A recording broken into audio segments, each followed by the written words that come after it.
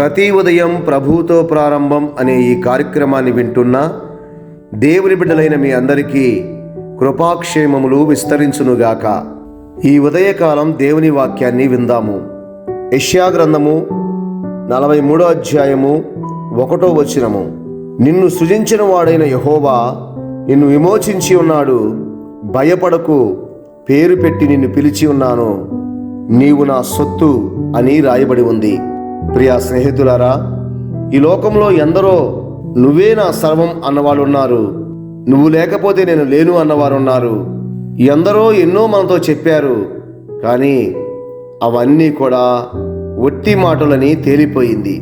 ఈనాడు ఈ ఉదయకాలం దేవుడు మనతో మాట్లాడుతున్నాడు.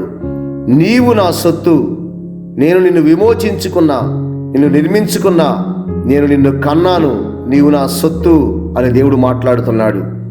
అవును ప్రభువా, నన్ను ఇంతగా ప్రేమించిన నిన్ను విడిచిపెట్టి నేను ఇక మీదట ఉండను.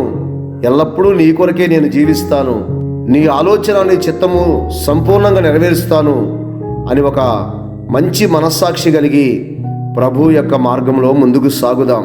చూడండి, మోషే గారు గొర్రెలు కాస్తూ ఉన్నప్పుడు దేవుడు మోషేని పిలిచాడు. మోషే, మోషే, ఇది పరిశుద్ధ భూమి, నీ చెప్పులు విడుము అన్నాడు. ఆనాడు సౌలు దమస్కు మార్గంలో వెళుతున్నప్పుడు సౌలా, సౌలా అని దేవుడు సౌలును పిలిచి ఉన్నాడు. ఈనాడు ఈ ఉదయకాలం నీతోనూ నాతోనూ మాట్లాడుతున్న దేవుడు నిన్ను పేరు పెట్టి పిలుస్తాడు. నీ పేరు ఆయనకి తెలుసు. నీ తల్లి గర్భంలో ఉండగానే నిన్ను నన్ను ఆయన ఎరిగి ఉన్నాడు.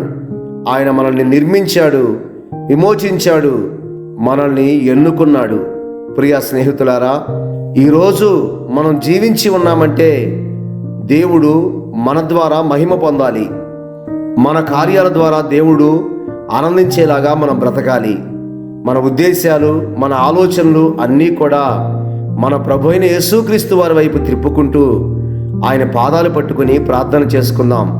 ప్రేమగల తండ్రి, దయగల ప్రభువానికి స్తోత్రాలు. గడిచిన కాలమంతా మమ్మల్ని కాచావు, కాపాడావు, భద్రపరిచావయ్యా. మరి ఒక దినాన్నిచ్చి మమ్మల్ని నడిపించావు, నీకు స్తోత్రాలు. ఇదిగో నా తండ్రి, ఈ ఉదయకాలం మీరు మాతో మాట్లాడారు. నీవు నా సొత్తు, నిన్ను పిలిచాను, నీ పేరు నాకు తెలుసు, నిన్ను నిర్మించాను, నిన్ను విమోచించాను అంటున్నావు. నా తండ్రి, నన్ను ఎంతగా ప్రేమించి ఎంతగా నన్ను నిలబెట్టిన నిన్ను విడిచి నా ఇష్టానుసారంగా నేను జీవించకుండా నీ పరిశుద్ధ ఆత్మశక్తిని నాకు దయచేయండి. నా ఉద్దేశములు కాదు, నా జీవితంలో నీ ఉద్దేశములు నెరవేర్చండి.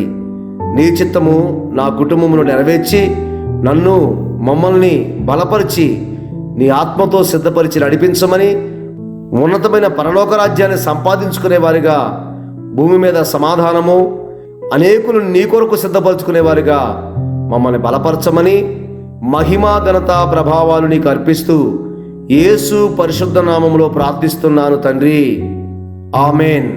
నిత్యుడైన యేసుక్రీస్తు కృప మనకు తోడై ఉండునుగాక.